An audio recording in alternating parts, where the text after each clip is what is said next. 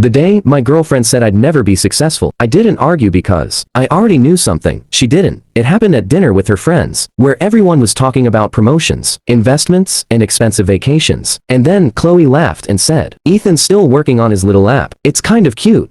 Everyone laughed, and I smiled too, but inside, something shifted. Because that wasn't just a joke. That was how she really saw me. At the time, I was a junior developer at a small startup, barely making enough to get by. Nothing impressive from the outside, but what no one saw was what I was building behind the scenes. For almost 2 years, I had been working on an app late nights, early mornings, weekends while everyone else was living their lives. I was coding, failing, fixing, and trying again. Chloe used to support me at first, telling me I'd make it someday, but slowly, her support turned into doubt, and doubt turned into sarcasm. She started comparing me to other guys with stable jobs, money, and everything I didn't have, and I ignored it for as long as I could, telling myself she was just worried about the future, but deep down I knew she had already stopped believing in me. A week after that dinner, she ended things, saying calmly, "I want more out of life. Ethan, I can't keep waiting for you to figure things out." And I didn't argue. I didn't try to stop her, just said, "Okay," and watched her walk away. That night was silent. The kind of silence that makes you question everything. But instead of breaking me, it pushed me back to my desk, back to my laptop, because I knew I wasn't done yet. The next few weeks, I worked harder than ever, improving the app, sending emails to investors, getting ignored, rejected, and still continuing, until one morning, I woke up to an email I almost didn't open from a venture capital firm I had contacted months earlier. I expected a rejection, but instead, they wanted a meeting, a real one. Days later, I was pitching my app in a room full of investors, and for the first time, no one was laughing, they were listening. It didn't happen instantly.